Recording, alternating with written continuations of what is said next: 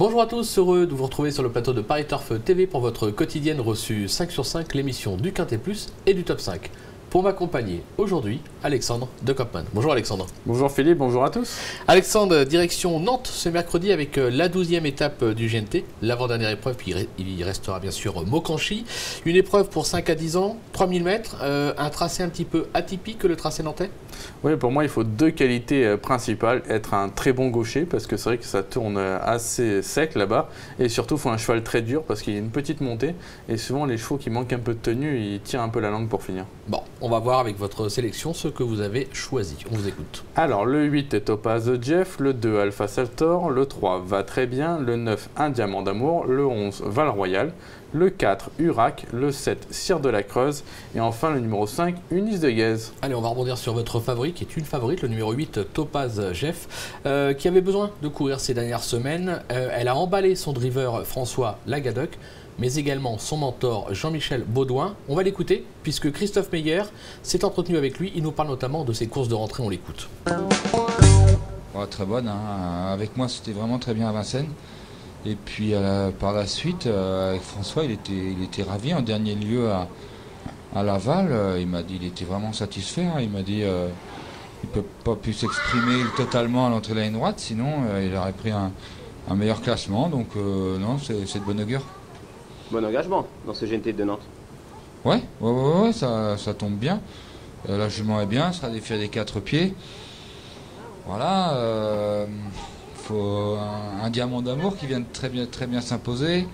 Val Royal, Unis de Guèze, d'autres sûrement, mais voilà. Après, non, la jument, je la vois jouer un premier rôle. On sent la confiance quand même. Hein. Ouais, tout à fait. Moi, je confirme les dires de Jean-Michel Baudouin. Je peux vous dire qu'à Laval, elle leur marchait dessus. Elle était ferrée ce jour-là. Elle était par-dessus l'eau. La jument est vraiment extra. Ça sent bon la course visée. Elle est dev des 4. Elle sait tout faire dans un parcours. Non, moi, je la vois vraiment s'imposer dans cette épreuve. Ouais, c'est la base incontournable de la course. On va lui opposer quand même le numéro 2, Alpha Saltor, qui reste sur une excellente prestation sur la petite piste.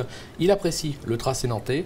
Bien placé en tête, les ambitions sont là, logique. Ouais, tout à fait. C'est un cheval qui a pris beaucoup d'argent en trop monté en début de carrière, mais je le préfère désormais nettement à l'attelé. C'est un cheval qui a l'avantage d'être dur, donc c'est une qualité, comme je vous l'ai dit, à mon avis essentielle à Nantes. Il a 2 sur 2 là-bas. Et la dernière fois, c'était tout simplement la mire sur la petite piste. Ce jour-là, il a connu des problèmes de trafic. Il était dernier au début de la ligne droite et il est venu prendre la 2e place. Et il battait Artiste de Voûte qui a confirmé depuis au Croisé-la-Roche. Mathieu Brevard s'en sert bien, non, je vois pas grand-chose contre lui. Ouais, tous les feux sont au vert. Le numéro 3 va très bien, qui apprécie les tracés de province, qui vient d'ailleurs de faire très grosse impression, c'était à Borély. Bon, il a fait 7 heures de trajet pour venir à Nantes, ça peut compter. Toutefois, je sais que vous l'aimez bien celui-là aussi. Ah, c'est vrai que la dernière fois à Borély, c'était 2003 à l'auto, c'est pas du tout son sport, hein, c'est plutôt un cheval de longue distance. Ce jour-là, il était 2 nœuds au vent du stickage, et malgré tout, dans le dernier virage, il l'a lâché, et après, il s'est imposé très plaisamment. C'est un cheval dur aussi, il va apprécier les programmes de Nantes. Je pense que les heures de trajet, ça ne va pas le déranger. C'est un cheval qui arrive dans sa période de forme, l'hiver, et qu'il va falloir compter avec lui pour les premières places. Allez, on va vous faire confiance. Derrière le numéro 9, Un Diamant d'Amour. 2e de la 10e étape de ce GNT, c'était à Argentan. Il vient de renouer avec le succès. C'était à Vincennes, dans le prix de Soulac. On va le voir, c'est notre course référence. Il va être cerclé. Juste à côté, on va reconnaître Urac, que vous avez placé un petit peu plus loin dans votre sélection. Sur cette impression visuelle, on est obligé de le retenir assez haut. C'est vrai que là, il a eu un parcours en or et dans la ligne droite, il se décale et puis il vient facilement dicter sa loi face à Urac. Lui, Urac qui avait fait le travail ce jour-là. Le cheval, je pense que c'était la meilleure perf de sa carrière. Il marchait 13-1 sur les 2007 de la grande piste.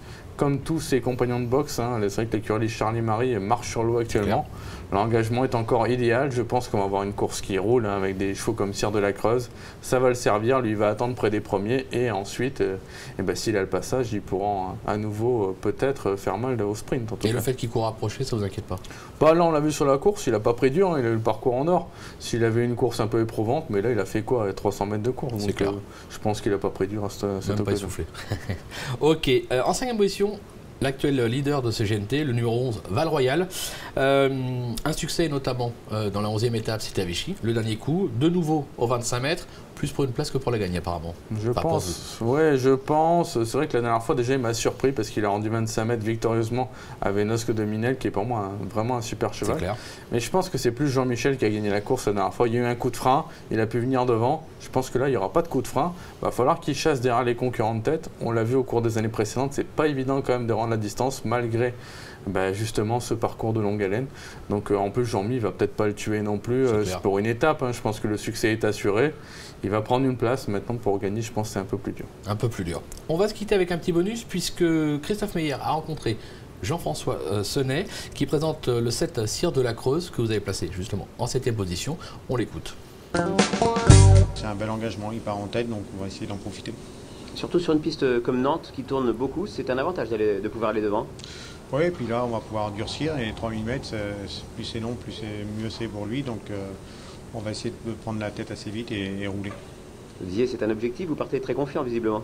Bon, maintenant il y a de la concurrence, c'est un bon lot, mais bon, le cheval aime bien aller devant, il aime bien primer son rythme.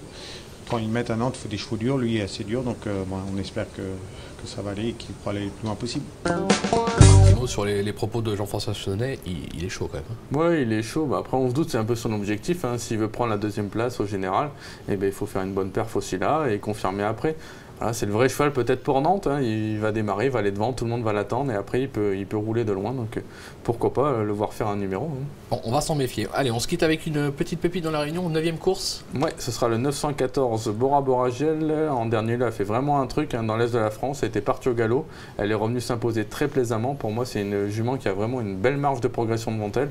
Ce sera une question de sagesse, mais si c'est le cas, à mon avis, les mâles ont du souci à se faire. Ben voilà, tout est dit, ou presque. Merci Alexandre pour toutes ces infos.